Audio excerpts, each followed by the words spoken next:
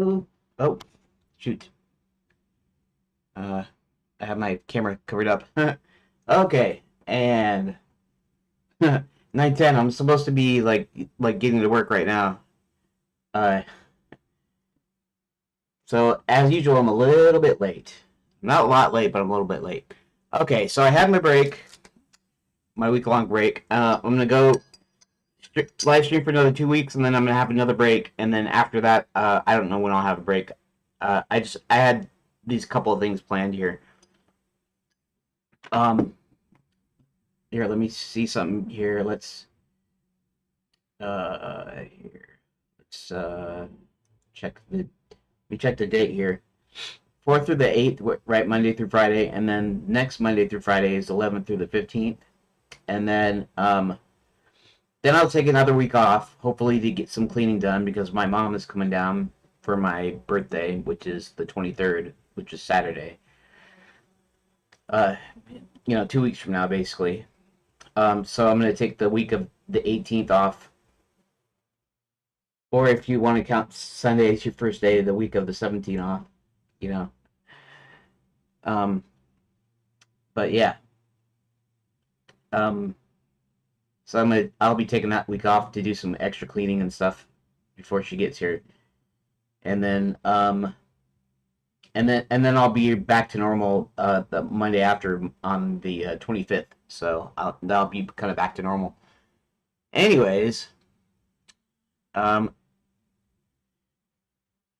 okay. So I'm trying a new schedule. In fact, you can see it here. Here, let's switch. Let's go ahead and switch to desktop here, so you can see my beautiful face here. Okay, so I'm trying out a new schedule, a little bit different than the last one. I'm not gonna really break up the blocks into 4 pieces. I will time wise, but I'll explain that in just a second. In fact, you can actually see it on here if you can read this here.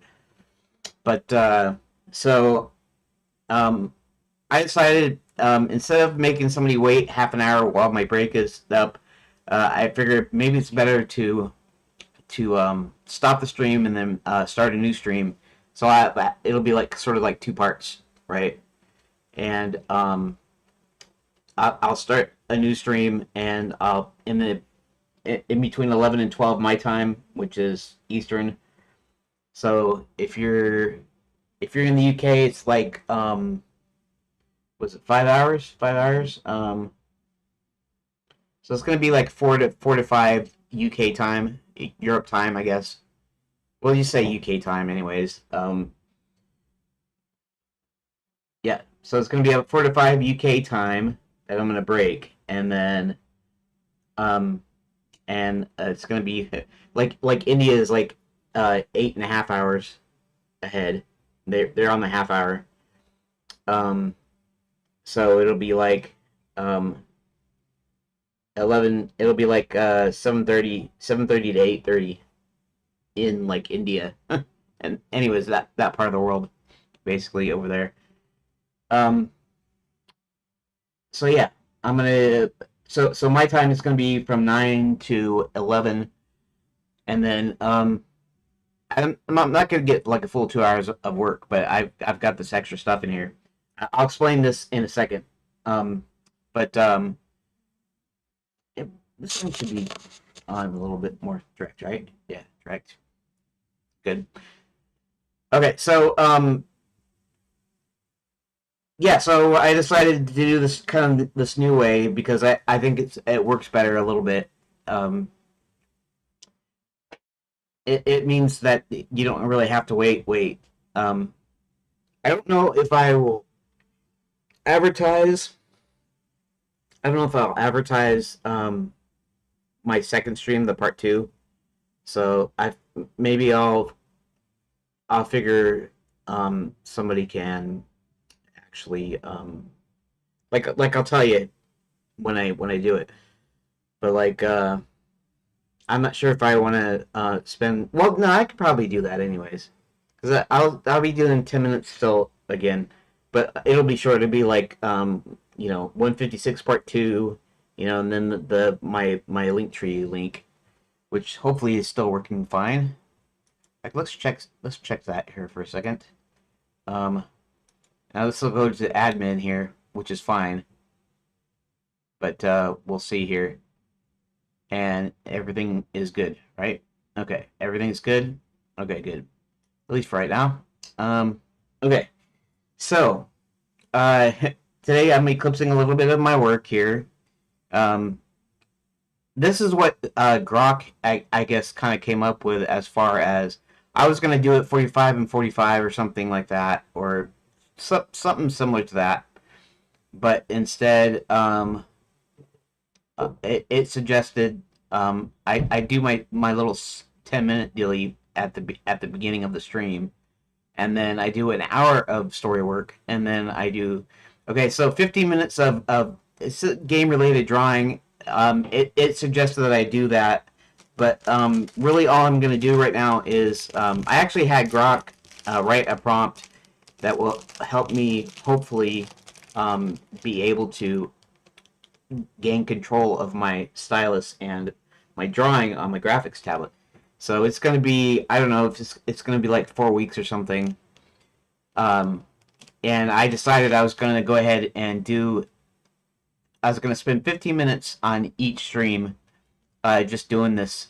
Now later on I'll be doing game related work, but I was having problems trying to do that 40 hours of drawing and stuff, and really I need to gain some control over the stylus and stuff and my setup.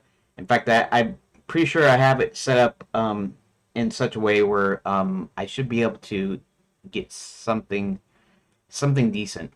But they're just gonna be exercises. It's gonna be drawing lines, circles, that sort of thing, just so I can kind of get up to speed. But I'm gonna do it every day, 15 minutes in each stream every weekday. So the first week is there are 2 exercises that it came up with, and so I'm going to be doing that. So it'll break up the work in between, and then for 15 minutes of drawing, and then with the stream number 2, basically the same thing, right? 10 minutes, 60 minutes of work, but I'll be working on the layout tool.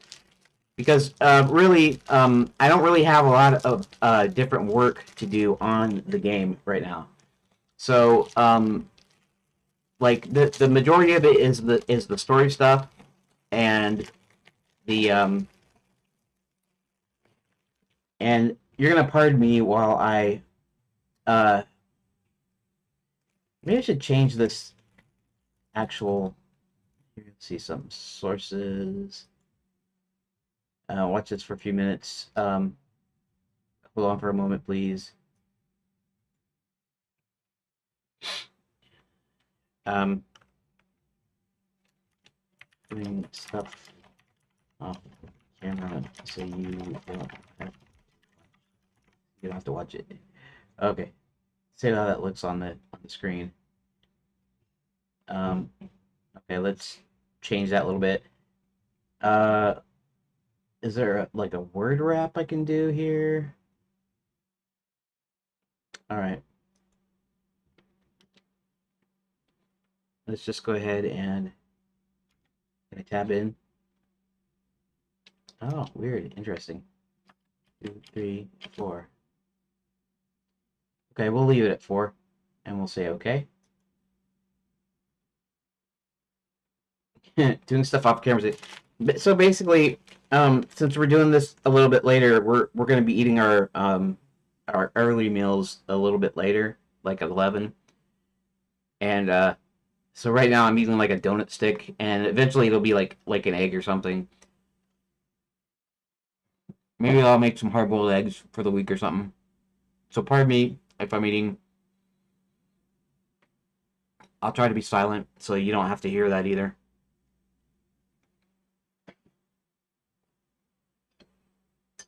In fact, in upcoming days, I'm not going to be eating on camera at all. I don't like watching people do it. I apologize completely, but it's just I needed to start this at a certain time, and I was out doing a little bit of yard work.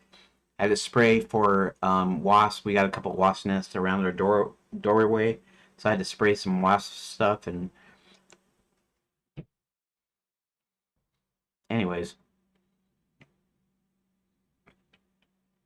okay, so, and I understand that I'm not doing any work right this second.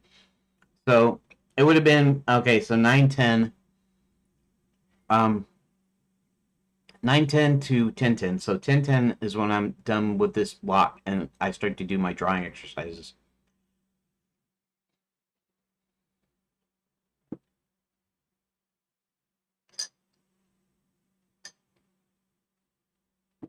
Actually, you know what's cool? I forgot. I got this. I got the audio suppression thing on, so you shouldn't hear me eating either. Hey, Khan. I don't know if I always pronounce that wrong or not. Kahan. Kahan. Is that like the correct pronunciation? No offense. It's just I guess I get a lot of flack of for my name because of the H in there. So everybody's like, UHF good? I'm like, no, it's F good. I made a misspelling.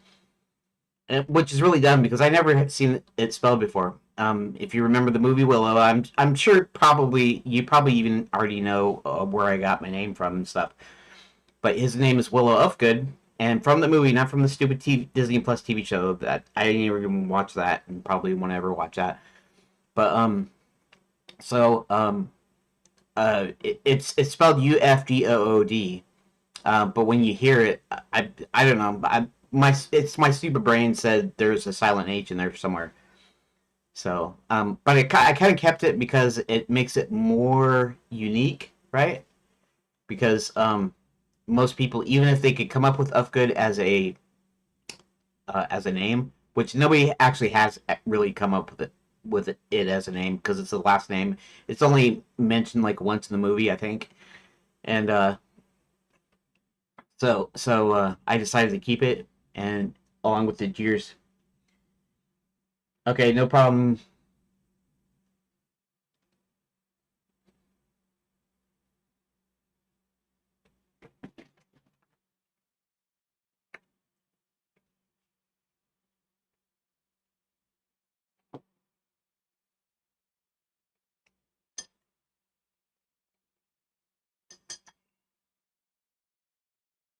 Okay, there we go. I just went off screen so you don't have to watch me eat, and I apologize, and it probably is not going to happen again. Like I'm not going to do it like during the stream. You know me though. I'm always late somehow, some way. Anyways, I should probably get to the actual thing, right? You know the thing. Open a new tab. Dad's making a fried egg, and I can smell it. I don't like fried eggs. In fact, for a long time, I didn't like eggs at all. In fact, it's kind of funny because when I was a kid, Mom always packed a couple of hard boiled eggs in my lunch, and I hated hard boiled eggs. Hated them. And then later on, the only way I could really eat eggs was scrambled, and now I like them a little bit better, a little bit more since we did keto and carnivore and stuff, and I don't know, I just started eating them. I still don't like fried eggs. I don't like when the egg white gets crispy. I just don't like egg whites at all. I can eat them okay now with a hard boiled egg because my like I said my tastes have kind of changed a little bit. So I like hard boiled eggs. I even like poached eggs. So I even don't mind the runny yolk. And it used to be like I didn't really like that either. I didn't really like the egg, but I still don't like fried egg. I don't like fried egg white because I don't know, it's kind of gross when it's a little crispy, burnt. And I know lots of people like it like that. So, anyways, um, yeah, I won't be eating on stream anymore, but I'm gonna have to get it into my head to actually be in here like 5 minutes early, in here just sitting down, even if it means not doing anything. Like if I have everything set up, but I haven't started the stream yet. Just sit for 5 minutes, and or I could come in here and actually start and put it on the please wait deal, and then it's like the like maybe I could come up with like a um, countdown timer of some sort, and like they do on other streams. but I actually have like a 5 minute countdown, and I could always start the stream 5 minutes early, and then I can just kind of sit around, for a sec. Anywho, let's get started. Let's get started. Let me pull up Redot, and we're gonna go to this one. It's been a while, so I'm not even sure exactly where I am at. So we're going to have to. Right, I finished the night school entrance part. Um, see something here. I'm not gonna do like an exhaustive test here, but I am gonna do a test. I'm gonna go to Lapswood Edge here. Um, 010 Lapswood Edge, right? So, okay. I don't know if you can actually. I'm gonna try something. Probably isn't gonna have any bearing here, but let's go ahead and just run this. So we're running the game, and then tilde, and I wonder if I can paste. Can it? Oh, I can. Awesome, awesome. Enter. Oh, yeah, it's not gonna do that. I have to do switch room, and there we go. Awesome. Okay, so we're just gonna play this through until I get to the end of like when we're getting to night school here. So walking out of Lost, they head toward the road and to talk to answer any more questions John may have. John asks Hubert to give him a little bit more information about Enchanted Lands. Hubert relays a bit more information concerning the schools, the Dwarf Mines, the Gnome Kingdom, as well as the flying trains, which necessitates a brief explanation about magic in Enchanted Lands. Hit 1 if you wish to learn more about the schools. Hit 2 if you wish to know more about dwarves and gnomes. Hit 3 if you're wondering about the conveyance you're in. And actually, it's where John is in. I guess I don't know. Sometimes like choose your own adventure is like um it's second person perspective, right? You do this, you do that, right? First person perspective is like I do something. I open the door, I walk into the room. But second and third person perspective is like they walked into the door. John walked into the room, into the door. John walked into the door and banged his head or something. Whatever. And then the second person perspective is you. You walk into the room. You open the door. You pick up the object, whatever. And in my head, I interchangeably go between that because you're actually making the choices. John isn't actually making the choices in the sense that you're actually playing the game, and eventually you're going to be controlling John. So it's not like it's like you're the controller, right? And so that's why it's this. So I'm just gonna have to not worry about that so much. Maybe if this was the end result of the game and I had multiple endings, and you know, when I did this and I wasn't gonna make anything else out of it, um, I would have to make sure that I set up the stuff. Yeah, because the Choose Your Own Adventure books, they wanted the reader to be able to insert themselves into the story. So so it's always second person perspective. Anyways, okay. So we're just gonna go in these in order, and okay. So since this is not a real full choose your own adventure game, uh, half the time it's just to give you interesting choices to interact. So in other words, it's all going to the same story beat. In other words, you're all still going through the same process, but if you're going to be learning all three of these, you're not going to be able to exit. You might be able to exit in a like a dialogue tree, like with a full dialogue system, maybe, and then be able to go back and talk to the NPC again. But here is just their choices. So it leads to the same choice. It doesn't matter which one of these you hit. You're gonna read all three of them. It's just how you experience it by what you pick, right? So I'm just gonna go through these in order, and it'll be fine. Okay. So we hit 1 to learn more about the schools. Here explains the four magical schools: Night School, Princess Preparatory, Wizard University, and Fairy God College. Give tourists a brief training in being a knight, princess, wizard, or fairy godmother. He also mentions they're closed up in general and that they're going to figure out why. So that's the whole thing. Most of them are closed up. The night school is open, but it's not, now they're actually training like a real army and stuff. But as you'll see later, because it's comedy adventure, um, there'll be all kinds of gags and stuff, just people going in and out and whatever. So it's not like strictly enforced, but a lot of them are still supposedly the Enchanted Guard is there, and they're training with real weapons and stuff. You know, normally, okay, so like a theme park, right? A theme park usually has to be safe. I mean, usually accidents happen, and like Disney World has been letting itself go, maybe because Iger is mad at DeSantis or something. For the that one bill, which we all probably know about.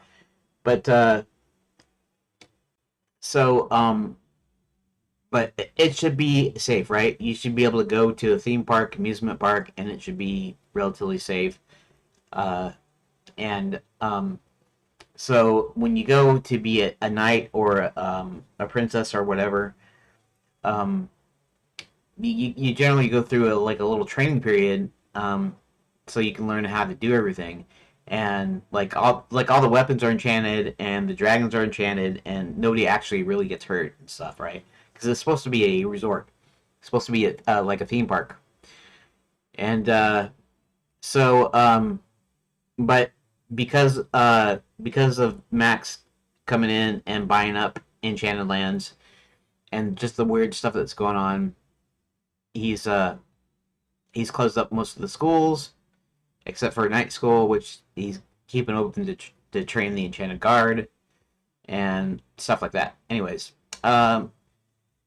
hit one if you want to learn about the dwarves and gnomes. Hit two if you're interested in flying trains. So we're gonna hit one because it's just in order. John asked about the two small men he encountered, the first one being short and fat, the other one being slightly taller and stockier. Hubert tells a little bit about the smaller, fatter gnomes and the slightly larger and more stockier dwarves.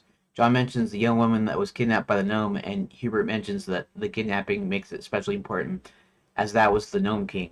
The Gnome King is Barty King of the Gnomes. I'm saying Gnome King because I'm remembering Return to Oz because they called the Gnome King or whatever. I don't know if you remember, they actually use like claymation to animate the things in the walls, and then, anyways, so the King of the Gnomes, Barty, he's actually the guy that actually kidnapped the princess. Even though he's the king of the gnomes, he still has his part to play in order for Max's plans to come to fruition, right? Okay, so ask about the flying trains. Okay, we'll ask about the flying trains. Hewitt tells John he was in a flying train due to the quicksilver that makes inanimate objects levitate. When a tourist first visits, they always step into a flying train if one's running. While not strictly necessary, it sets up the vacation in a magical way. Hewitt also states that these days there aren't many trains running, right? Because of all the stuff that's been happening that John and Heber are about to investigate. They're going to investigate what's going on here because it's definitely weird. The king was acting weird. They closed up the schools. The king sold Enchanted Lands to Max, which he would never do. So that means that the king is not the king. You know, I mean, obviously, I'm giving you spoilers because that's partly what I'm doing here on the live stream. But anyways, so let me check something real quick.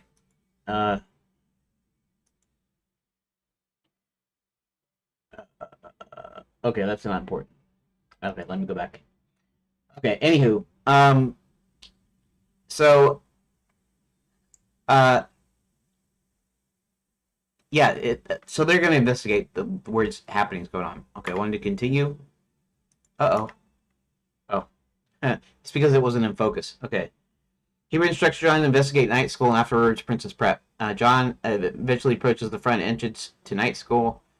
Yeah, I think I put a little too many like events in this page, but it's kind of semi-necessary because I'm setting up the thing for the choices and stuff. So, um, John eventually approaches the front entrance of the night school. There are multiple knights walking in and out wearing badges. There are two guys at the front gate with a close sign on it, who appear to be arguing as you approach. As John questions the guards, a solution presents itself, and he gives them chocolate, where they start shaking off all their armor.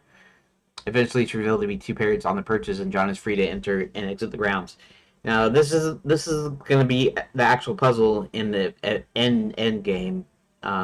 So, only anybody that reads this, either watches the stream or later, if I put this up on like itch.io or something, is going to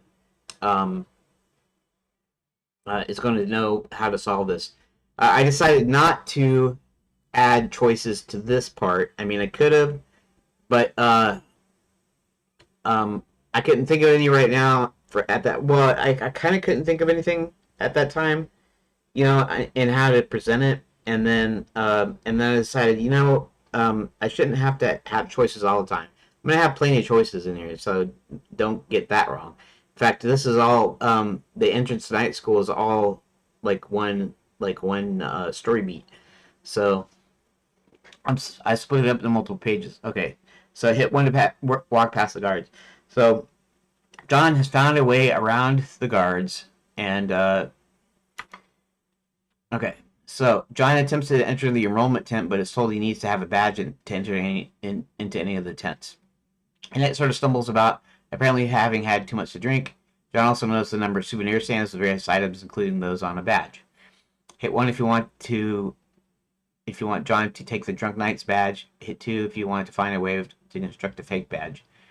I will just go ahead and hit 1 because, like I said, I was doing an order, and I'm not doing an exhaustive like training thing here. I'm not trying to do like a debugging or something. I'm just trying to get up to speed where I'm at and where I was at. Okay, so we're gonna do 1. Looking at the Drunk Knight, John figures he might be able to easily get his badge. John talks to the Drunk Knight, and when the Drunk Knight refuses to give him his badge, John seeks another way. If John could get him even drunker, maybe he would pass out and he could take the badge. Another way is simply to knock him out, considering that he's almost there. A blow to the helmet could make him sleep for hours. Hit 1 if you wish to find a way to get him drunk, so he'll pass out. Hit 2 if you want John to find something he can use to knock him out. And again, we're just going to go to the first one. Looking about the stands and carts, he notices a beverage cart. John walks up to the attendant of the beverage cart and asks him for a flagon with a dragon of wine. When the attendant asks him for money, he just says to put it over on as he glances over at the Drunk Knight. He says off the top of his head, Sir Drinks-a-Lot's tab. The attendant states Sir Drinks-a-Lot is his best customer and gladly gives him the wine. John takes the wine over to Sir Drinks-a-Lot and he gladly takes a few gulps. I use gladly too much, I guess, but takes a few gulps before keeling over. While he's asleep, he grabs Sir Drinks-a-Lot's badge. Hit 1 to investigate night school. And that S is accidental. Sometimes when I am trying to type something and I'm in the deal, it'll put S in there because I was typing S or something. Forget.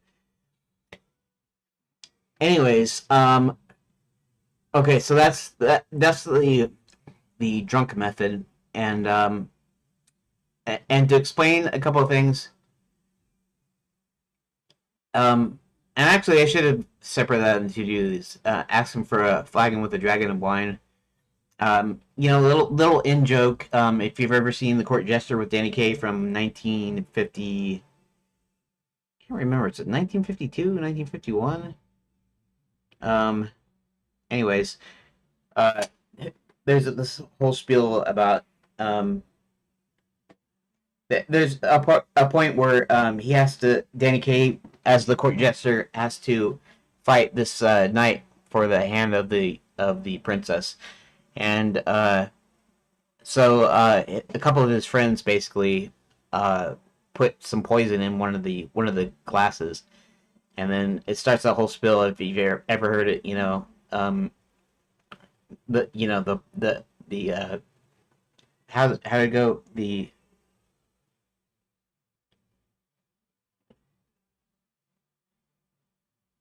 Something about they put the poison in the vessel with the pestle, and the child's from the palace of the brew that is true. and then they go on this funny word thing. So I don't know if that even matters to say that here. Flagon with the dragon of wine. I wanted to put that in there because I wanted to remember it. I mean, I actually have it in my notes, but I wanted to remember the fact that that I'm gonna do that as a little in joke. Okay, so when the tenant asks for money, he says, "Oh yeah," and then the other thing is he just guesses Sir Drinks a Lot's name, and that's what's the funny thing about it. In fact, maybe I can even have some expression where he can't even believe that worked because he didn't believe that his name could be Sir Drinks a Lot, but it happens to be that very name. Anyways, let's hit one. Investigate night schools. Um, Okay, so now we're actually in night school. We're able to go into the tents and stuff now. And this is the actual next story beat. The next story beat says, while inside night school, John learns the princess was going to speak at Princess Prep, but never made it. Someone tells him the knights are using real weapons and dragons are terrorizing small villages. Now, it's kind of funny because I didn't really have that much detail in this, other than the little bit of information he learns here. So, I don't know if I need to expand that or what, but we're gonna hopefully so actually let's hit one to go to Wizard U Hall because it should switch to Hubert. Maybe if I didn't set it up, I'll in a different way. Hubert sneaks into Wizard U and examines the Hall of Fame paintings and notices one is missing. After realizing what's missing, he leaves the school. Okay. And what's missing, of course, is this evil sorcerer that was banished, and that was missing. So he's starting to put a few things together. The king acting weird, the king selling it to this guy named Maximilians, and things going wrong, people disappearing. That was another thing that happened. Tourists and citizens alike are disappearing because they're actually going to be thrown into the mines. And okay, so the dwarf mines are separate than the gnome kingdom, right?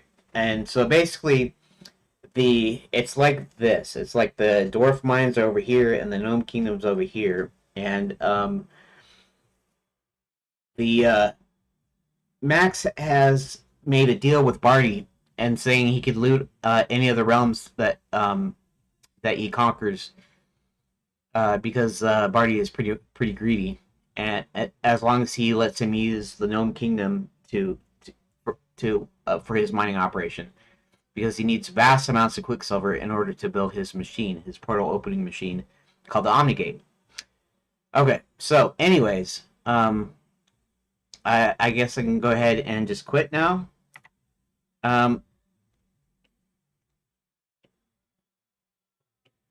Let's see here. We're going to night school. This one. Okay, so now okay, so now I have to come up with something here. I'm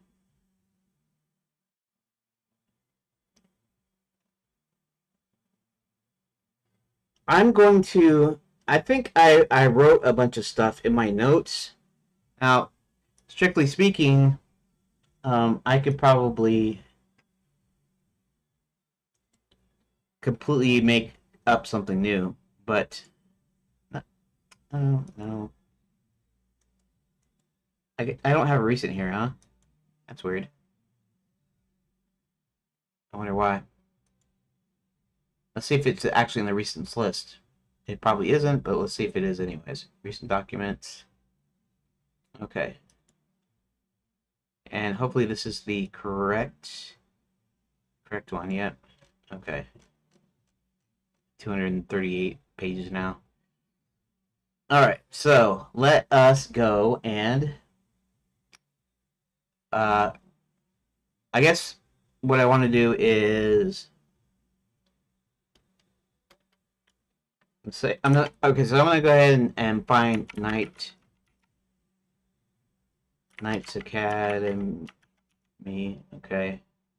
And we're gonna find here we go. Because originally it was called Knights Academy. Okay. Black Knight used to go to the Knights Academy until he was out. John chooses the bad solution, and in a Knight's Academy, the player will have to notice a nondescript knight wearing a badge coming and going as he pleases. Okay, that's alright. Max goes down Knight's Academy till the Black Knight start training tourists with real weapons. So I didn't realize I had that as part of a plot thing here, because he doesn't actually train it in the actual story beats that I put in here. So maybe I'll have to remember that, because I might do that. Anyways, okay, Knights Academy training dummy. Okay. Ever since dropping out of Knights Academy, he has since become okay. How are you affiliated with Maximilian Spell?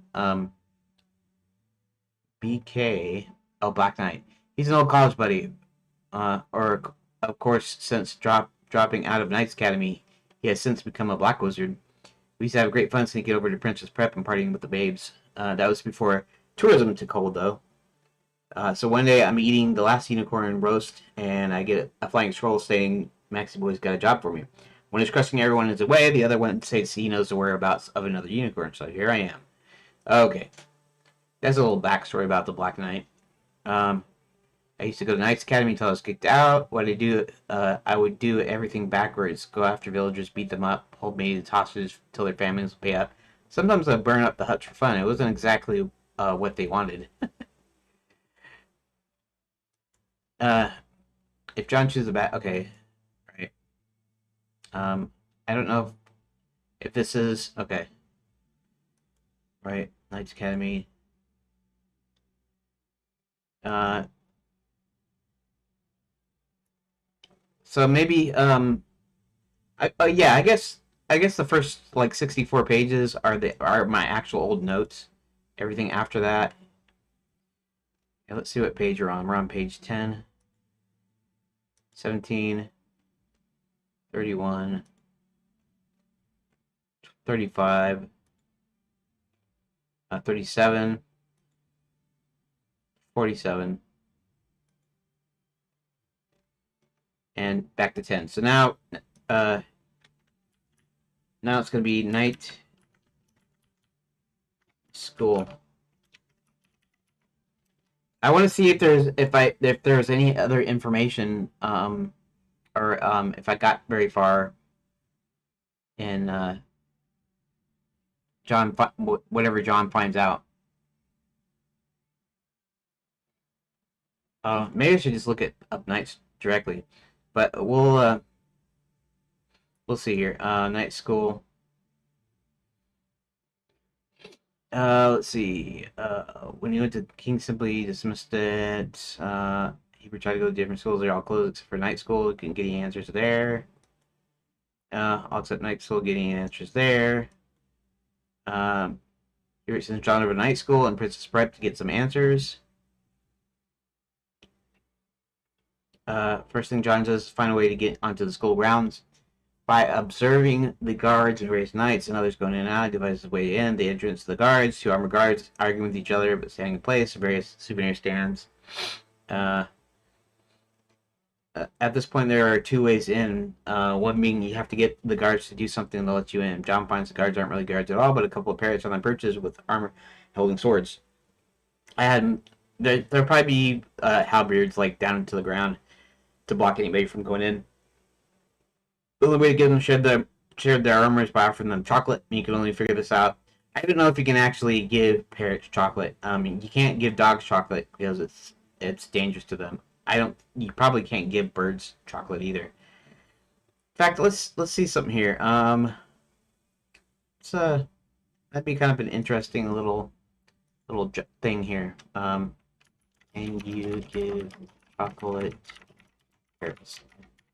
Probably not, but we'll see what pops up. Chocolate is toxic to parrots due to the presence of theobromine and caffeine, which their bodies cannot process effectively.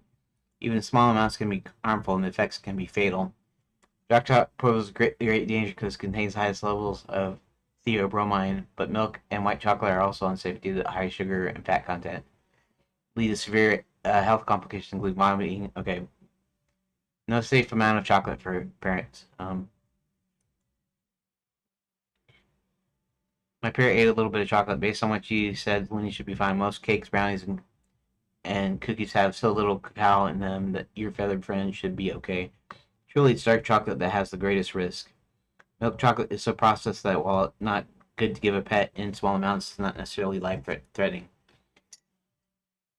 Bromine is a chemical in chocolate that is toxic to birds.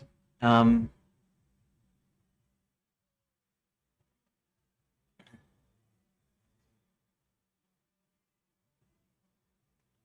Chocolate gears. Okay. Um,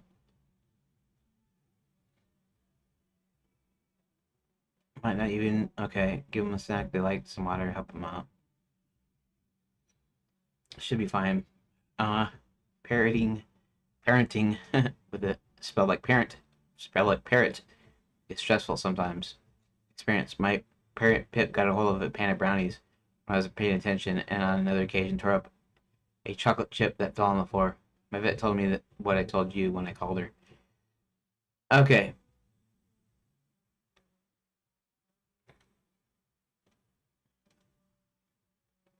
Um. So that's kind of interesting. That's almost kind of what I figured. So, um, I don't know if I want to leave that there or not. I'll keep it in mind though when I get up to like release time. Maybe there could be some way of telling people not to give their parrots chocolate or something. You know. Um. Yeah. Well, I just thought the chocolate thing would be funny. That's all, mostly. Um. Maybe they can give him some nuts. Maybe he has some nuts or something. He's gonna have the candy bar on him anyways. So, yeah, I don't know.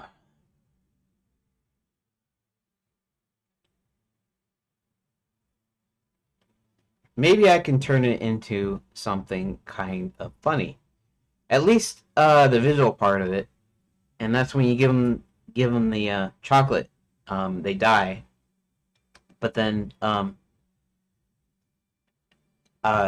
maybe they get back up and say you shouldn't give your parents chocolate because maybe I'll make it serious, but maybe I'll make it like it's sort of a funny like joke kind of thing. So I can still have it in there, but um, other than people being stupid or thinking that I'm stupid for putting something in there that's actually really literally harmful. I mean, you could just say that they're magic parrots. You know, I could actually use that. I could actually use that as a sort of little like a learning thing, sort of. I mean, it would be kind of funny. They go and then they kind of fall off their perches, and then they get up and say, "But we're magic parrots. You should never give your parents your parents. You should never give your parrots chocolate because they could die. Something like that. But since we're magical, we can eat pretty much anything. Something like that. I could put a little thing in there. Anyways, here he says John in high school. John finds his way in observing the various. Okay, the grounds consist of barracks. Here, let's put a little extra note. Extra note here. You should never give actual carrots chocolate.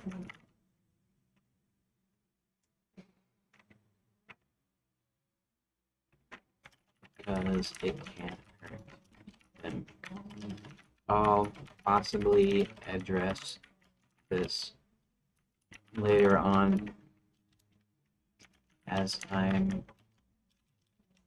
I prepare to release this version. Okay, we're gonna save that. Okay, the grounds consist of the barracks, which are in several tents. There's a jousting arena. Okay, we get some more about the school. The grounds consist of a barracks, which are in several tents. There's a jousting arena, a man-to-man combat arena, the mess tent, where food is served, several tents for various disciplines, like maiden saving, dragon slaying. There's a main tent where you enroll at night school. Inside, in front of the main tent, is a bare patch of ground where several groups of students loiter about. Several knights are walking around. Even the various cliques, like those formed in school, are on display. There are a few which look to be princesses admiring the jock knights as they flex and brag.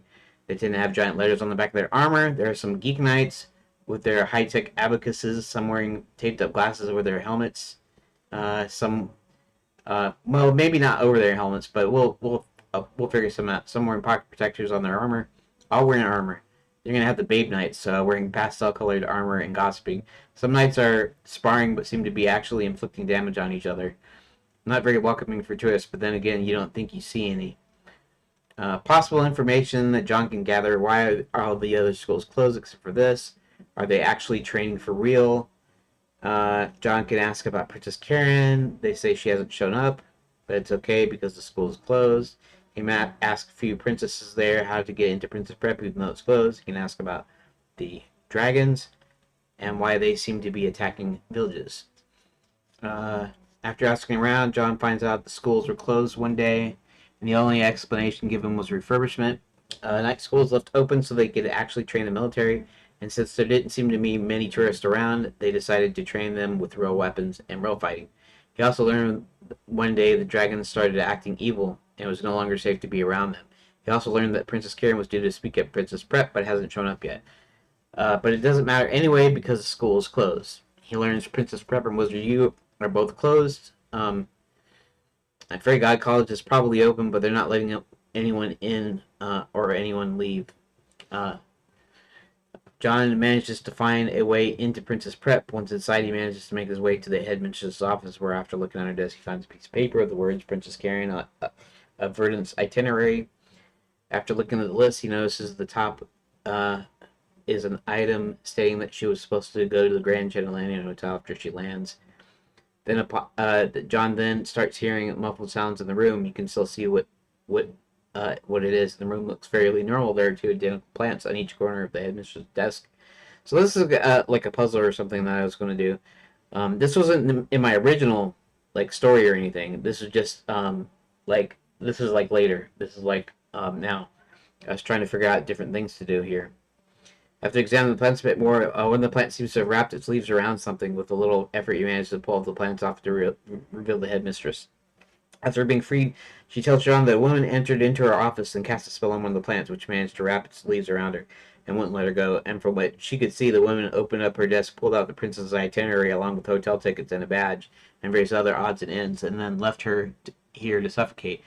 John notices the tickets are gone. At some point, the Count wants to find the mate. The headmistress of Princess Prep might have some materials about vampires as she finds them intriguing. Maybe she read vampire romance novels. Maybe she's actually studied them and has books about them. So John will somehow be able to introduce her to the Count. And later on, pardon me.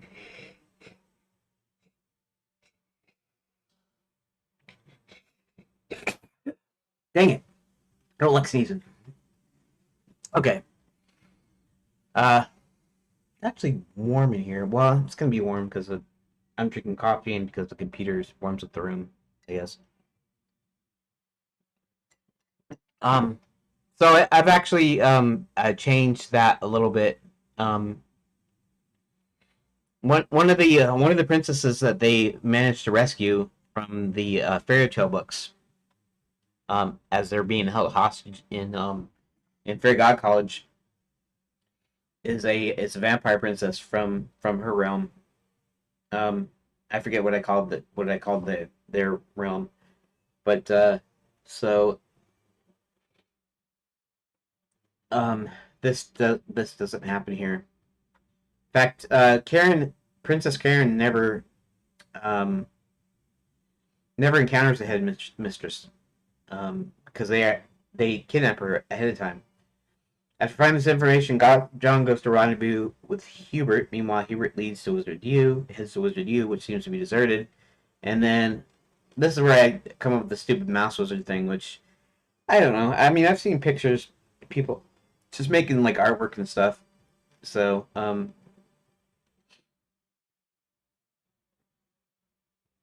let's see, Fairy Guide College, blah blah. So hotel tickets aren't an actual clue. It's just a place for the heroes to start their search for the princess.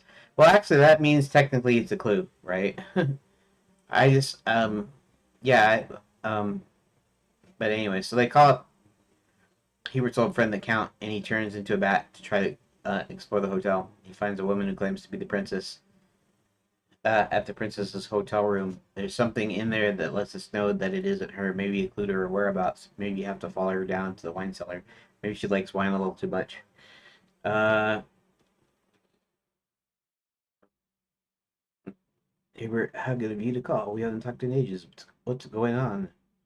We then proceeded to tell him the whole story about Max coming back. I need a favor. This is okay. So we're gonna move on. Um, so there's okay. So there's got to be a few important pieces of information that he learns here. Let's see. Let me go back to my thing here. Oh shoot! It's almost time for me to break. It's not a break. This time though, it's not a break. It's a drawing break.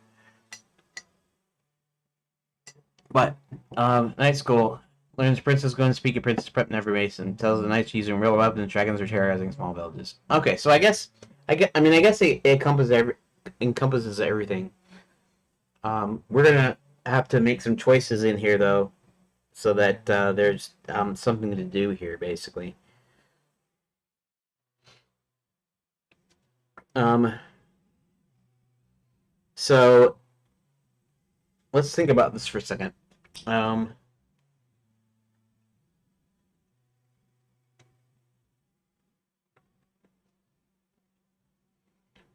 um, I'm getting distracted by what my dad's playing out there. He's playing some music or whatever. So, shoot, I probably won't even end up getting. Yeah, there's weird glitches. Yesterday, Saturday, I uploaded my next update, which was update like 32. And at the towards the end of the video, there was like glitching. It was like still image. So you could still hear my audio, and then it would pop back into the current video, and then it would go back to the still image for some weird reason. I don't know what caused it, and hopefully it's not in any of the other videos, but I was doing that for some weird reason.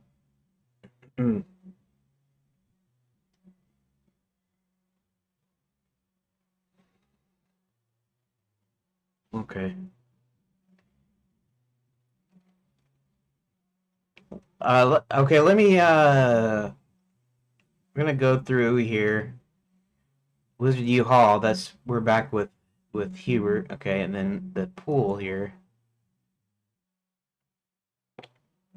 So we're actually at night school, but this has nothing to do with John here. John's not there. This has to do with the unicorn. This is where we're introduced to Sir William here. When John sneaks into Princess Prep, he learns that her first stop was supposed to be the Grand Enchanted Landing Hotel. And that is it, huh? And then we're back to Zanzibar. Okay.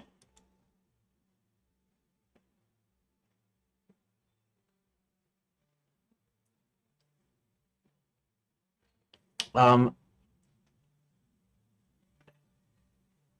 okay, so I'm gonna do a little bit different here.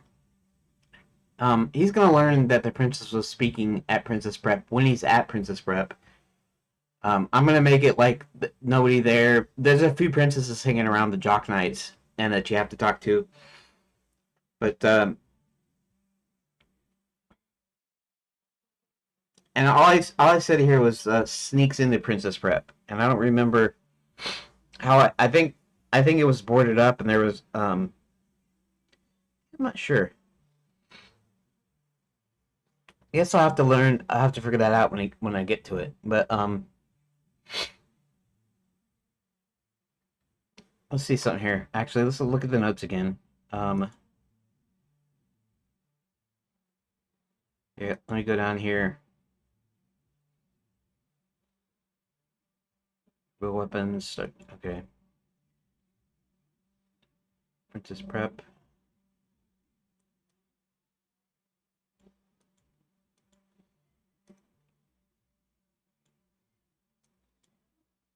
Avery since night school. Plot outline revision. Okay. These are a couple of versions of the story beats here. Act 3.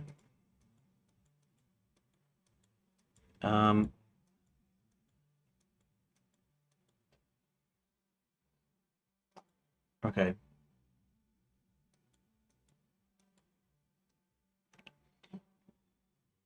So okay, so I need to make some progress today, don't I gotta make some progress. Gotta make some progress, right?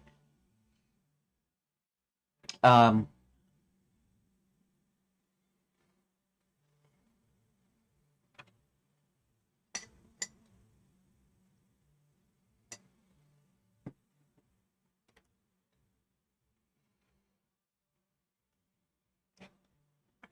let's think for a second. He's gonna go through a couple of different deals here.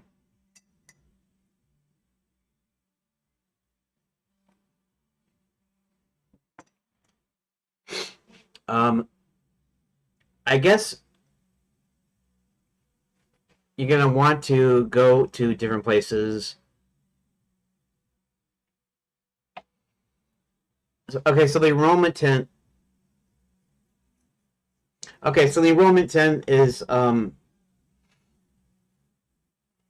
maybe he learns that it's still open here. Literally Shindy. Hello. Welcome to the stream.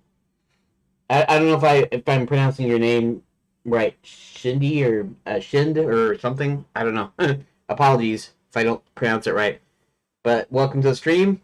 And if you tell me where you heard about the stream and where you're from. You're from IRC. You're from you see it on the X or just the Discord. Most of the people that come in here watching the stream are from the Discord. And anyways, so I'm building an adventure game and I'm doing it in phases. And there's a whole thing about why I'm doing it this way. And right now, it's more of like a choose your own adventure style game. It's going to be the same game in each phase, but I'm going to add to it. I'm going to change it to eventually have graphics. You know, it'll have at first it'll have a parser, and then eventually point and click and stuff like that. So, the main part of the basic game here is just this. So it's I'm actually working on the game part itself. And so you just basically you're presented with the choices to your Big John's, hide some house, and Quicksilver ticket, and these are just events right now. So it's not really a game. Randomly found it on YouTube. Cool. Are you interested in game development, or you just on a whim just decided to come in here and just look? You know, oh, this looks interesting. You know, or whatever. That's cool. Actually, you're probably the first person that actually found it by looking at YouTube. I think. Well, there might have been one other person. I don't remember. I don't get that many viewers just yet. Even though I've been doing this since last November. But so essentially, no, it's a solo project. It's a game that I had in mind for like years and years. I used to love adventure games. Right now, I can't really, you know, I played a few later on, and I don't have that much attention span anymore. But I've had this idea. I have all these notes. I have 60 something pages these first 60 pages are notes that I wrote onto actual notebook paper with a pencil, and then I entered them in here. And then the rest of these are just various things that I've added to it. 238 pages. They're just different things, different notes and stuff. So the game's about a magic kingdom that's become a tourist resort because they didn't want to tax their citizens, and so it's going to be comedy, fantasy, adventure, point and click eventually, drawn sprites and everything. But right now it's just pure text. And in fact, it's choose your own adventure. And in fact, right now it's not even a full choose your own adventure because it doesn't have multiple endings and stuff.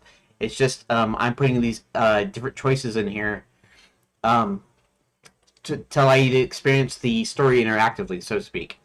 And this isn't even the final form that these are going to be in. These pages here. John decides to loose the vetter's horse, so he quietly sneaks over to the horse, unties the rope, leads the horse out, and then you have whatever going on to the next choice. So, but yeah, it's just a solo project right now. Maybe later I'll be able to afford to hire somebody to help with something or other. I don't have any money or anything like that, so I'm just making this myself. And here, just go ahead and show you. And it looks impressive. It's not that impressive. Believe me, it's really not. It's just I wrote a story, and the story. And if you notice this like long line here, this is all linear here, and then up here where it gets varied is where I added choices in, like when you're doing a choose your own adventure book, right? So the first form of this is just going to be straight up like little interactive story, basically. Eventually, like I said, I'm going to transform it into it'll be a full text adventure, and then I'll start adding graphics and sound, and then like modern user interface stuff like mouse and touch and whatever. Interested in game dev, to be honest. I don't know where to start. Yeah. Okay, so you probably would start with picking an engine, and there are plenty of good ones. There's several free ones. You can go with Unreal Engine, which I wouldn't suggest for a beginner because it's super complex to make. Full 3D games. Not most of these do 3D, so don't misunderstand me. Different endings. Uh, well, okay, so that's the thing here. That's why it's not going to be a true choose your own adventure. It's not going to be multiple endings. A regular adventure game, if you ever played those, they used to be big deals in the late 80s, early 90s, because that's what the computers could do, the technology. This was like before 3D. And then they kind of extended into the mid 90s, and then they sort of died out. And then lately, we've seen a resurgence with indie game developers. But adventure game is essentially like a stripped down RPG.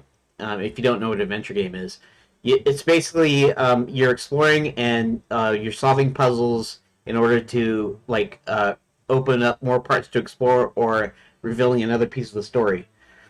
So yeah, in a real choose your own adventure, there's usually multiple endings, at least a few. There's usually like one good one. There's a few bad ones. Some sort of neutral endings.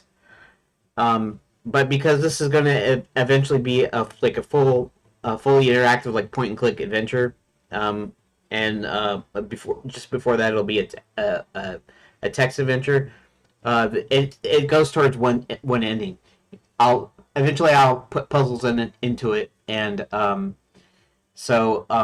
it's all going towards one ending. So really, all I'm doing is I'm taking all my story beats. These are linear story beats, right, in my story, and then I'm adding choices to them so that you can feel like you have a little agency. So you might hit all of the different choices eventually, but if you do them in whatever order that you want to do them in, you experience it slightly differently. So, and normally, if this was going to be the end result, I would make it a full regular choose your own adventure. It would have multiple endings. It It'd probably be a little bit shorter because I have a lot of pages in here, and that's just because that's how long it takes the story to tell, basically. But when it gets to being a fully like a full text adventure, interactive fiction, right? If you're old enough, we used to call them text adventures or just adventure games, and and later they called them interactive fiction. This is more like a little bit more like interactive fiction because it's a linear story that has different choices, so you can experience it slightly differently depending on what choices you choose. But it all ends up in the same place. So yeah, so if I was going to just release this as is, I would make it a real true choose your own adventure. But I have multiple phases I'm doing, and I'll be slowly transforming it. Eventually, I'll add, reusable rooms. So it's like if even if it's not an actual adventure game, it could be an action game or some console game. Yet the concept of rooms, right, or locations where you go into one room and maybe there's a light switch and you turn the light switch on and then you leave the room and you come back. Well, the way this is completely linear and goes completely forward. In fact, I don't have any loops in here because it would just uh, make this layout stuff really messy. But yeah, eventually I'm gonna add rooms. I'm gonna add a text parser. I'm gonna add inventory, puzzles. Eventually, when it's a complete like interactive text adventure, then I'll start adding visuals and audio, like background music and like thumbnails for some of the scenes and stuff like that. Anyways, and yes, it is sort of the long way around. Normally, what I do is the end result, right? I just make a full game like anybody makes a game, right? Adventure game meaning I'd start probably building a thing where I can go into rooms and I can click on stuff and move about and whatever. But I'm kind of doing this. There's sort of I sometimes I get like a mental block, and so shoot, what time is it? I'm I'm actually running over my time because I was gonna stick to this like specific schedule, and now here. Let me do something while I talk to you about this. Let's see here.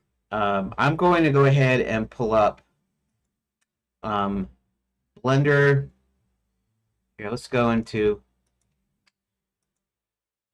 I actually have Blender. Where's Blender? Darn it. Okay, there we go. 4.5. Actually, I don't know if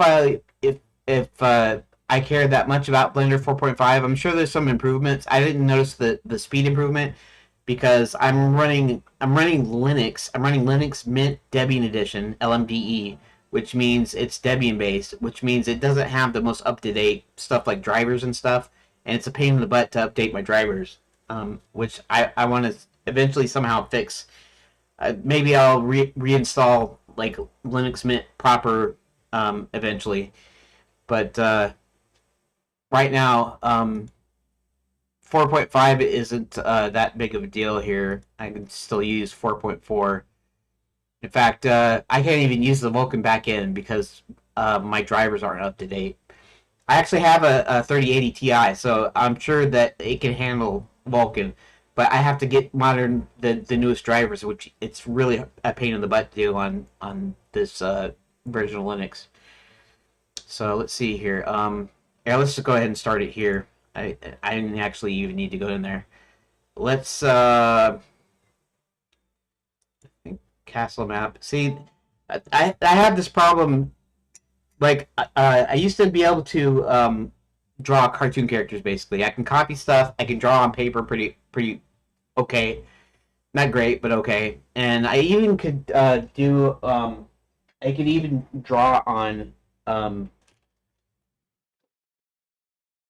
Let me move some stuff around here just a sec.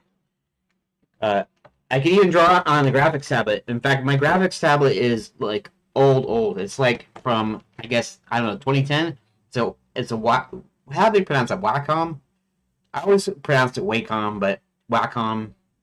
It's a Wacom Intuos 3, and that's a very old uh, graphics tablet. So, like, I'm gonna need some drawing and stuff, but although I don't need it right now for what I'm doing. Anyways, let me get back to the deal about the the game. So I had these sort of like let's see if I can do something here. Uh, Erase. Um, I had this sort of like mental block, and I always come up with these into these problems that I usually end up shelving. In fact, I had started this a couple of times, this the actual game, and had problems. Just I don't just come up with stuff because my mind doesn't see it very well. Um, what I do is I'll have an idea for a story. In fact, I got tons and tons of ideas for stories, and sometimes I'll see it in my head like a movie. Sometimes it depends on if sometimes it's a song or it's a movie that I'm already watching or it's something else that I hear about that I think would make an interesting story. But as far as getting them out on paper visually, I always have like problems. So um, so I'm doing this in phases where I add a little bit each time. I change it a little bit each time so that it's not overwhelming. But this initial phase, this choose your own adventure phase, I got okay. So I got 96. I had 96 pages of linear story, and then I have to add interesting choices, and so it's gonna balloon to like I don't know 400 pages or something. It's gonna be ridiculous, um, but once I get this initial part done, I get the story locked down. Even when it comes to making puzzles, I'll be able to come up with puzzles pretty easily and quickly because I have all this other groundwork laid down. So, anyways, go back to what I was saying about if you want to get into game development. Basically, you're gonna pick an engine. There's several out there. There's Unreal Engine, which I don't recommend for beginners because it's highly complicated. It's got a lot of advanced stuff, and I don't know. Usually I'm usually the guy saying, go ahead and try to make your MMORPG, even if you fail, which you almost certainly will.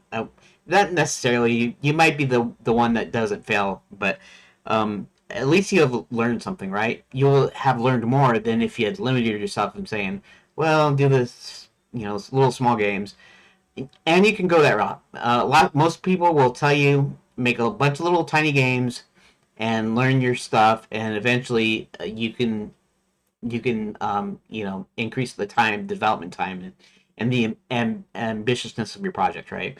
So that's totally valid. I'm not going to dissuade you from doing that. Most people do that, start that ways, and I'm the other way. I'm the contrary guy that says, make that super big deal because you're going to learn a lot, regardless of whether you fail or not. Regardless of whether you end up doing it or not. So, so you're gonna pick an engine. I would say Unreal Engine might be a little bit overwhelming, but there are a ton of tutorials, and probably you could get away with it.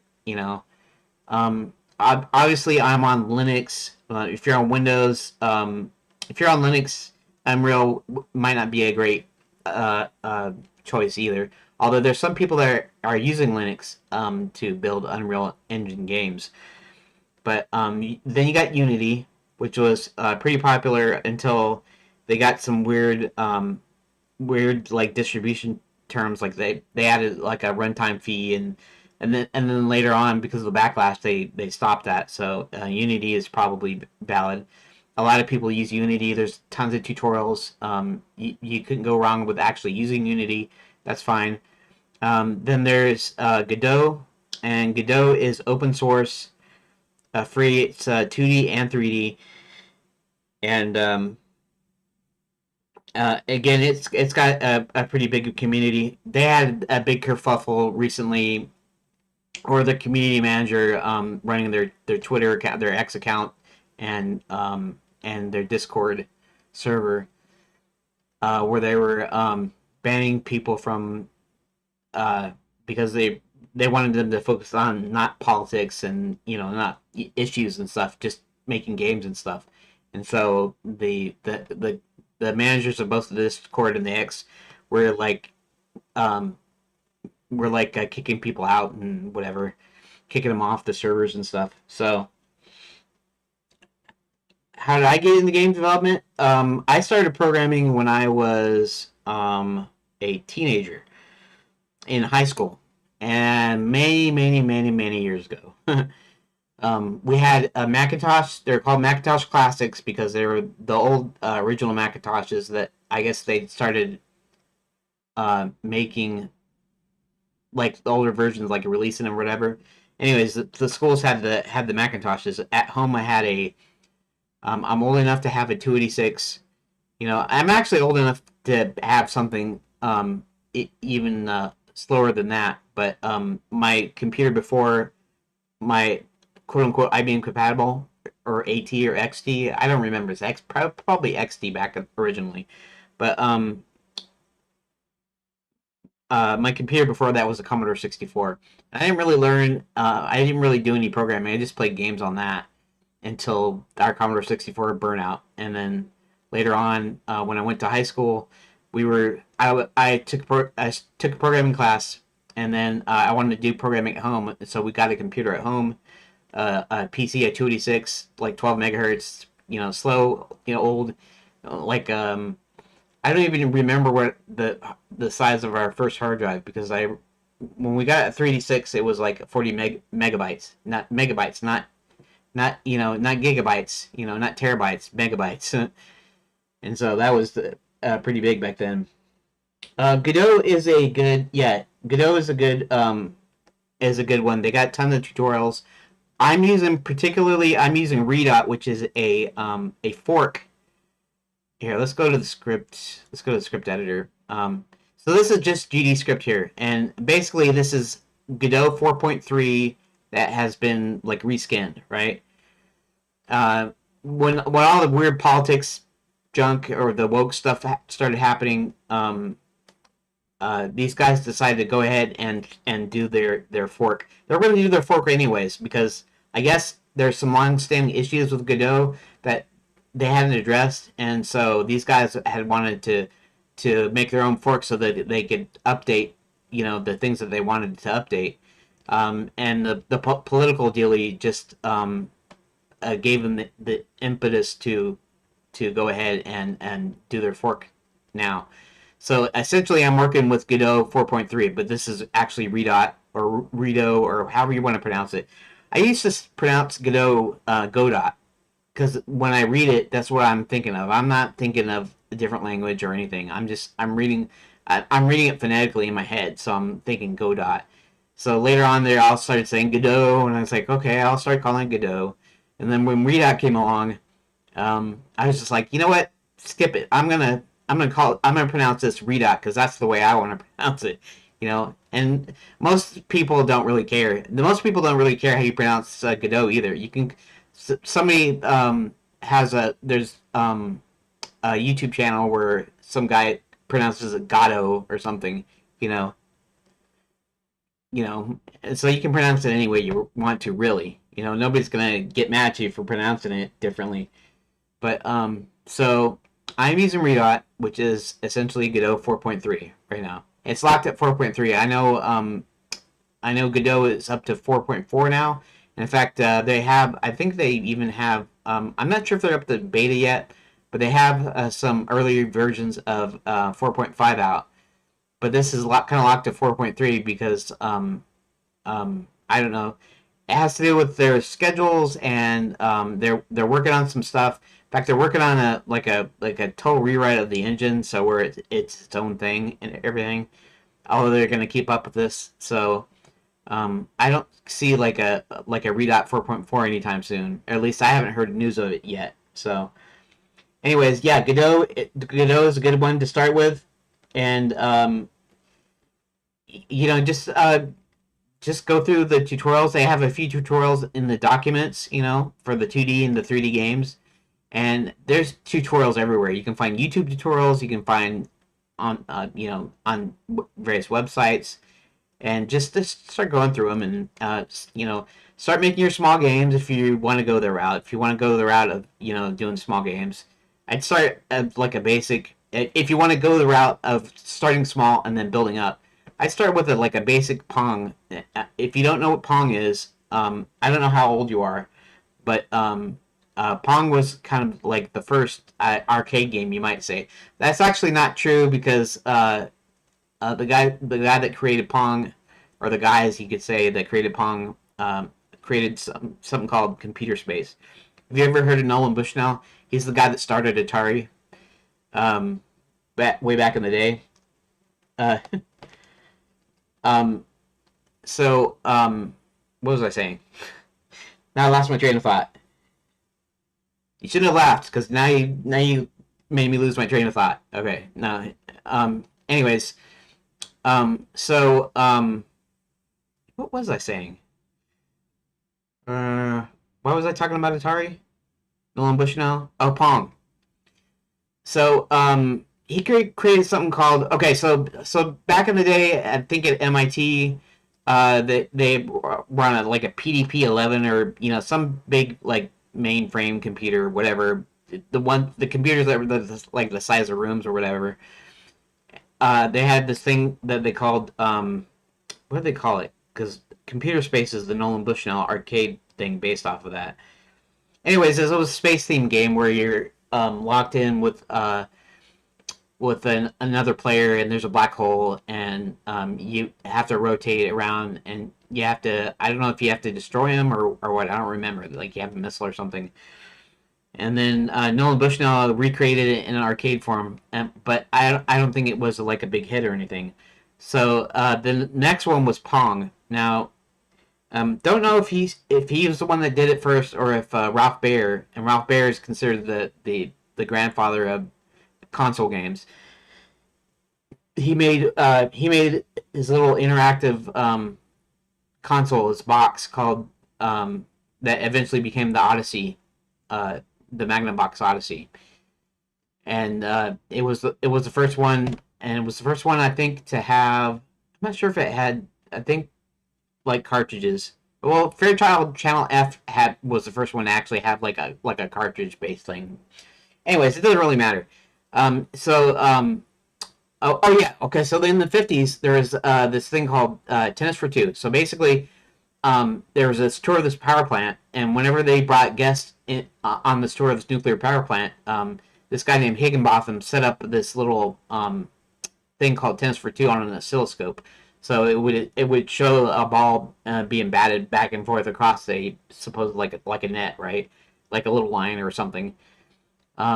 And so later that kind of became kind of like the basis for a Pong. And Pong is basically um, you have bat on left and right side, two players, and you have this little knob you rotate to move the paddle up or down, and then you have the ball, which is like this little block, and basically it's sort of like a tennis, like a I don't know, basic tennis thing where you're batting the ball around. So basically, the ball can hit the paddle. It can bounce off the upper and lower walls, and if it gets past the other player, then you score a point, right?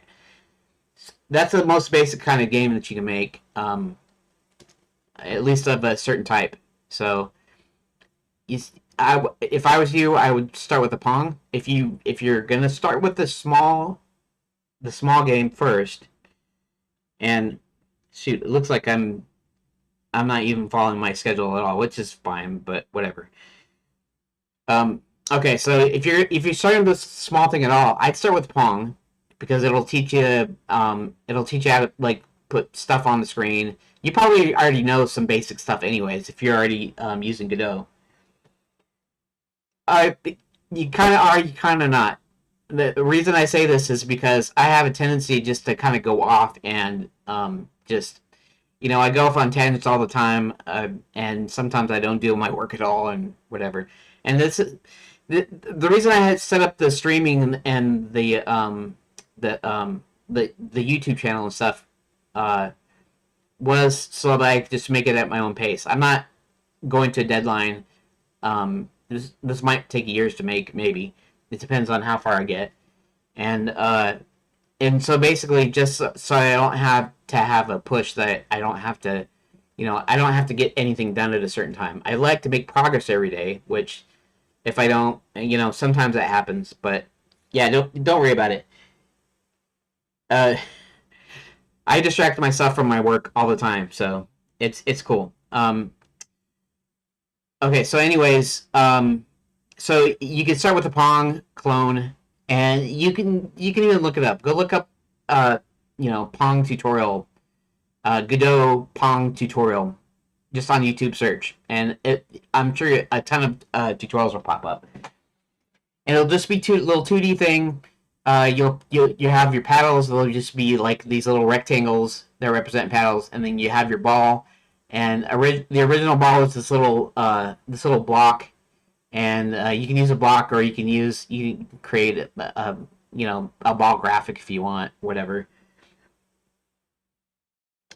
So you start with Pong, and then it'll teach you some basics of collision, some quote unquote AI. And now AI, when it comes to games, isn't like actual artificial intelligence. It's like simulated intelligence, right? It's So when I say AI, I don't mean actual AI like Grok or ChatGPT or something. I just mean literally what your enemy does. So if you make it one player, you can make it a two player if you want, which you might have to have somebody using the mouse and somebody using the keyboard, or two people on either side of the keyboard, or something. But if you're just doing it yourself, you'll be simulating what the computer would do. The computer will control one, and then the player will control the other. So you'll learn a little bit about AI, how to make it work right.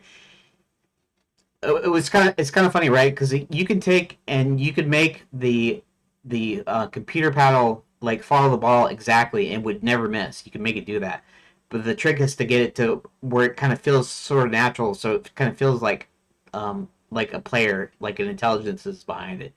You know, artificial intelligence is probably like simulated intelligence, I guess, or whatever. But yeah. So start with Pong, and then there's different kinds. You can do a Tetris. To me, Tetris is a kind of a pain in the butt. I did a Tetris at one point, um, but you might pick it up really easily. So maybe it's not. With Tetris doesn't even need any artificial intelligence. You're not even going up against anything.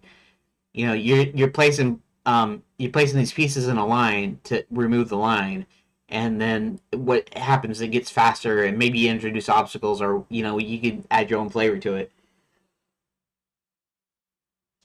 Okay, so I changed it up a little bit the way I've been doing it. So today, starting today and for the next 2 weeks, until my next time I break, I'm going to be doing two streams at 2 hours apiece. And so I'm Eastern time, Eastern U.S. time.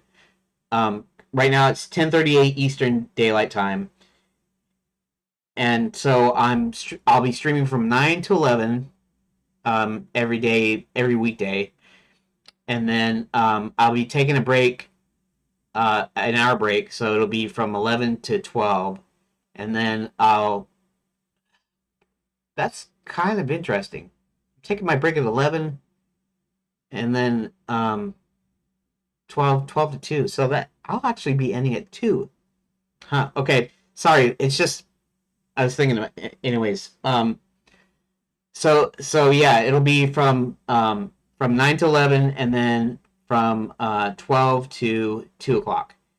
So it'll be 4 hours. I usually do 3.5 to 4 hours in one chunk, but I decided we're going to split it up, and um, it makes sense for my the way my day is going. So yeah, so 9 a.m.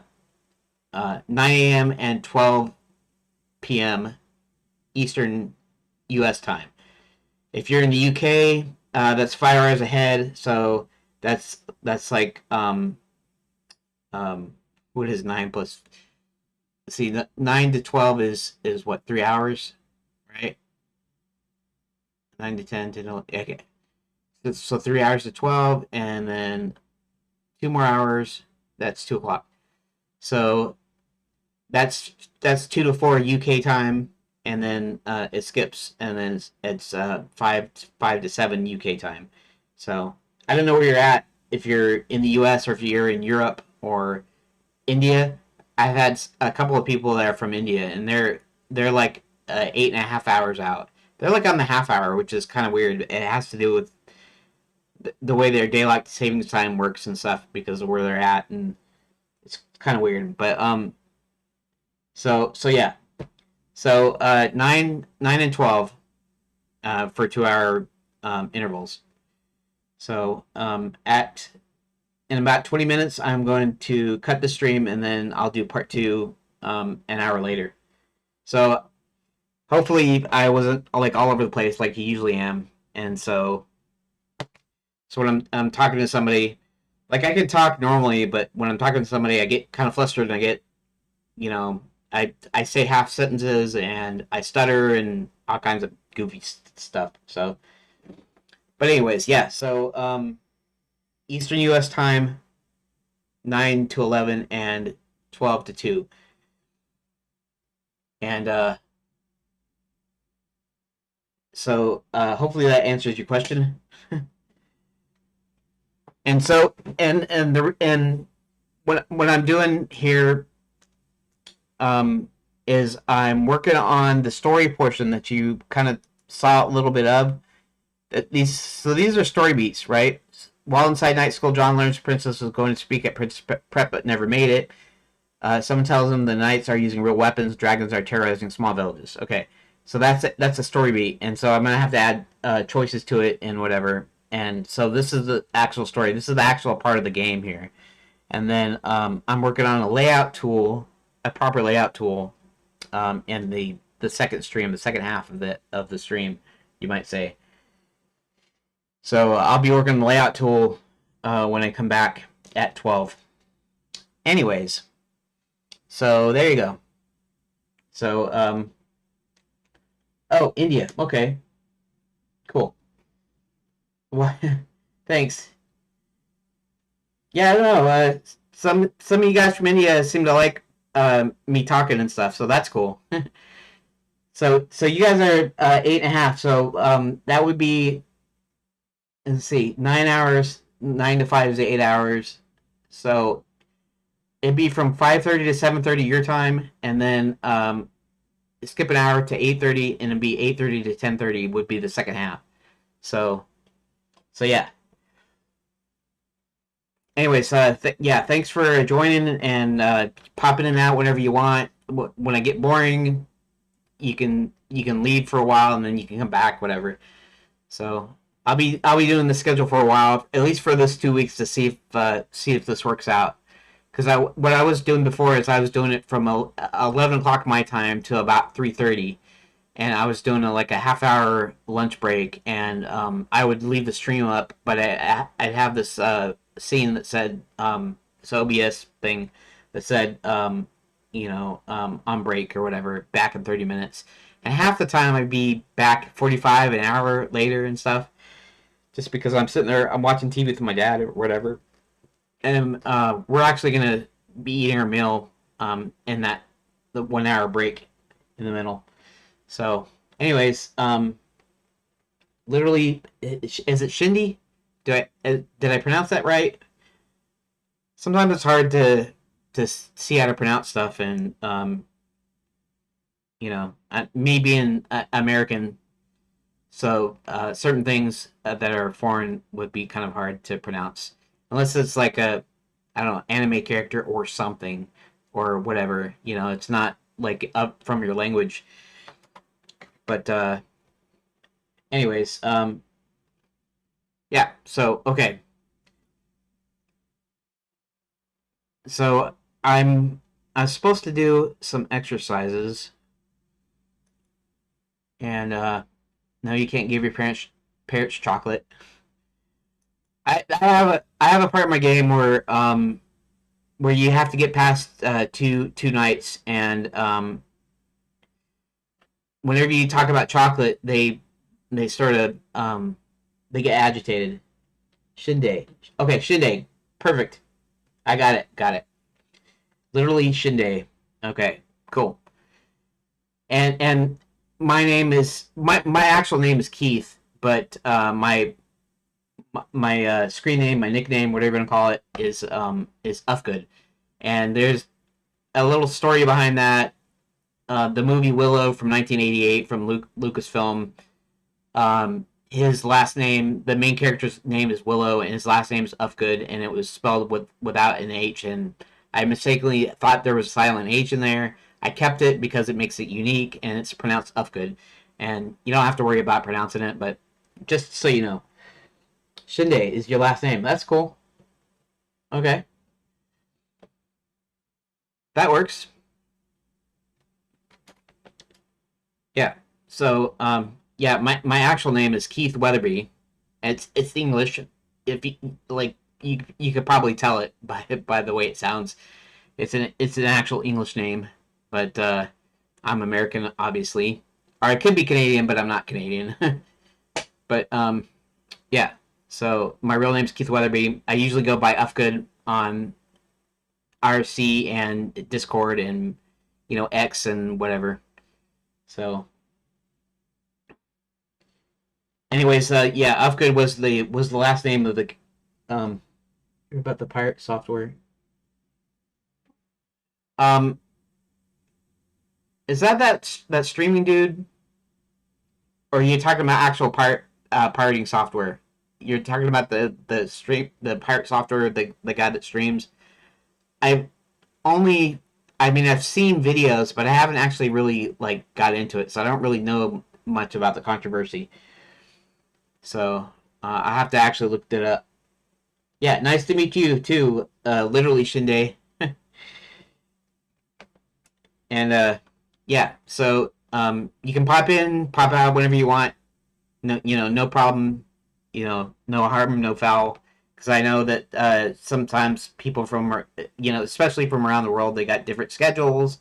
And right now, here in the U.S., this is still working time, right? People are at work right now, probably not watching my stream. But yeah, yeah. Pirate Software. Yeah, I've heard there was some controversy. Like he did something that made people cancel him or something, but I don't really know specifically about it. So yeah, you can tell me about it. I can look it up later if you want. If you gotta go or whatever. So yeah. So what about him? I generally try to stay away from controversy a little bit. Some of it you can't help because it's all in the news and everything, but a lot of the times, um, I don't, kind of know what's going on basically. Okay, so let's see something here. Let's this one, and I need to go up here and where is the thing? Oh, that's my image. Uh, trying to find. I had Grok come up with some exercises for me to do to gain control. Let's see something here. Oh, you know what I can do? I think I saved this. I think I saved it anyways. I don't need to do that. Let's go into okay, let's go into dev stuff, I guess. Where's dev stuff? Where is it? Where'd it go? Where did it go? Well, that's weird. Where's it? It's gone or something. Oh no, it's right there. Okay. Um, node interaction. That's not it. Leo conversation about node interaction. New schedule. That's not it either. I thought I saved it.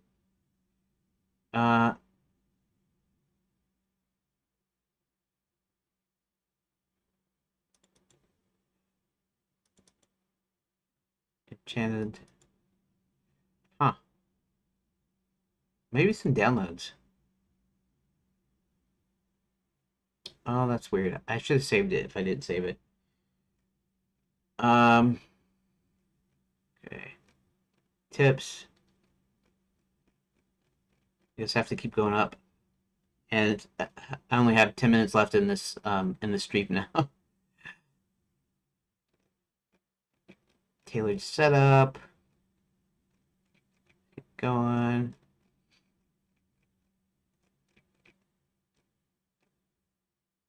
There we go. Lesson 1 guide. Here we go. Cross-hatching. Relax your stylus grip. Draw parallel lines on a shape. Then cross-hatch at another angle using a light brush. 5 to 7. And then Krita. Actually, I had to learn what's Krita as well. Actually, I do one of the streams. When I do my drawing exercises, I should do here. I'm just gonna do.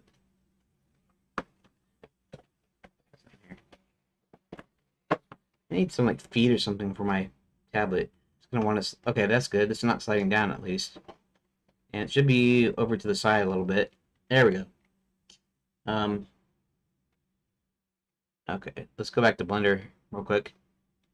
And I don't know. It says shape, but I have to be able to draw the shape. See, my lines are like they're not straight.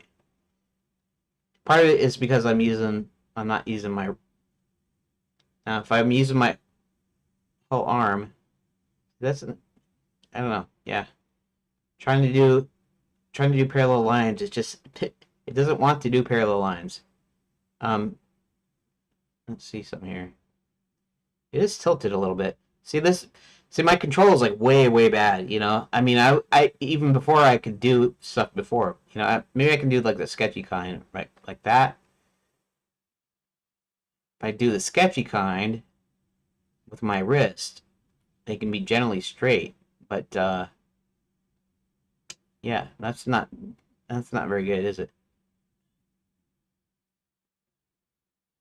Huh. Maybe I should just do like I can do horizontal fairly okay, right? This is not horrible. It's not great, obviously. It's still not straight. Hmm. Yeah.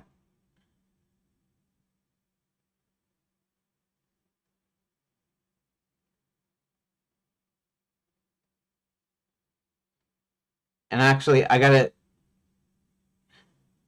have to do this like millions of times. What I'll have to do. Um, shoot, it might be better if I could find a template somewhere and then I could actually like draw over it. If I could draw over it, then maybe I could eventually.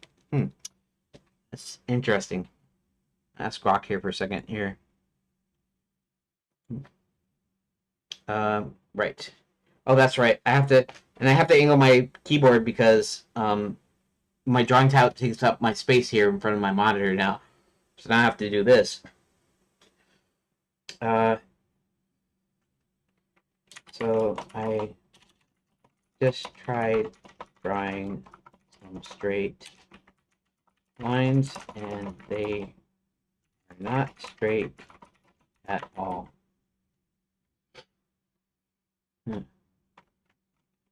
Or even somewhat parallel.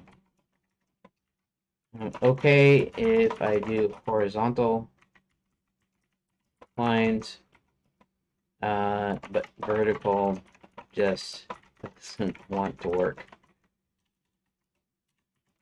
Okay.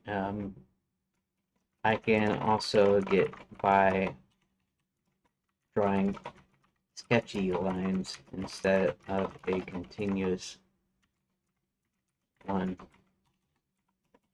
Maybe I should look up some templates on the web and like trace over straight lines a bunch of times until my brain starts to get the hang of it.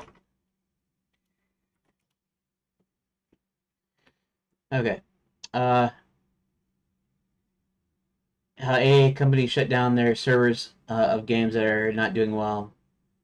Um, but they shut down the game entirely, so you can't even play the story mode, which is offline. Yeah, so a guy was against it, and it made a movement. Yeah, stop killing games. I've heard of it. I don't really know what that is either, like exactly. But Pirate Software made it seem very bad since that was the moment. Uh, since that movement was almost shut down until Penguins made a video on it. Okay, interesting. I guess that's a good way to kill your career, especially if you're a streamer for like a game streamer or whatever. I don't know if I think he made games though, didn't he? But still, that's still a good way to kill your career by going against a ton of the a ton of the gamers, right? Yeah, yeah, that doesn't seem like a good thing to do. I thought everybody liked Pirate Software a lot, but yeah, I mean, I heard the stuff about people going against them, but I just didn't really know what it was about. Um, Anywho, let's see here. Let's see what Grok is saying. Started experimenting drawing straight lines and noticing that you're hitting some challenges. Don't worry, it's a normal part of getting back into tablet drawing. You see finding horizontal lines okay, but struggling with vertical ones. You're okay with sketchy lines for now instead of continuous ones. You're looking up templates on the web, trace over straight lines repeatedly is a solid one. It definitely help train your hand and brain to get the hang of it. Since you're using your Wacom into OS 3 and Blender Grease Pencil or Krita on Linux, Mint Debian Edition, let's build your instinct. Create a tailored approach for this. Tracing templates can improve your muscle memory and control, especially for those tricky vertical lines. There's some suggestions to get you started. Search for free line drawing templates or guides online. Look for simple grids or line patterns with horizontal and vertical lines to trace over. Wacom's Creativity Camp. Check their free resources or tutorials for beginner line drawing exercises. Okay. Create a community resources. Okay. General web search. Free digital art line tracing templates. Okay. Import as a reference image. Trace over the lines with light brush. Draw pencil with low strength. I think I'd do it the other way around. I'd make the image kind of low and the actual line straight so I could see it. Um, okay, and it's about time for me to end this particular stream, part one here. So 10 minutes daily, gradually aiming for smoother, straighter lines. Okay. Uh, see. Okay. Focus on vertical line technique. Why the tricky your wrist might be leading too much, and vertical lines require more eye movement, which you're adjusting to. Sit up straight. Use your shoulder and upper arm to guide the stylus vertically, keeping your wrist steady. Draw slowly, breaking the line into smaller segments. If it feels tricky, then connect them over time. Practice 5 to 7 vertical lines per session, comparing them to your better horizontal ones to spot the differences. Start with sketchy lines. If you're okay with sketchy lines, use it as a stepping stone and draw multiple short overlapping strokes to form a vertical line, then refine it until one continuous stroke as you improve. Okay, I could actually do that. Short daily practice. Next step. Okay. So, as far as the lessons go, I will practice drawing these lines first before doing 7-1. Okay. And okay. He made a Kickstarter for his game Heartbound that got like $20K, but the content in the game is so small. It started around 2016, 2018. It's been downhill so far. All right. Good night, man. Also, go have dinner now. It's good to listen to you. I'll try to be here more often. Cool. Yep. Whenever you want, and you can leave whenever you want. it won't hurt my feelings. In fact, I probably won't even know that you're not there unless you say something. But yeah, yeah. So cool having you today. And I'll probably see you later. When you pop back in. So thanks. And to everybody else, which is looks like there's only 4 people watching, but to everybody else, I'm going to go ahead and end this current stream. Here, let's go ahead and type that. Ending the current stream. Back in an hour for part 2. There. Okay. All right. So yeah. So I'll see everybody later. I'm gonna stop the stream and um, I guess I can go ahead and say thank you for watching here, just like I would on the long stream. Anyways, cutting the mic, and then I will see you in an hour. Thank you for watching part 1.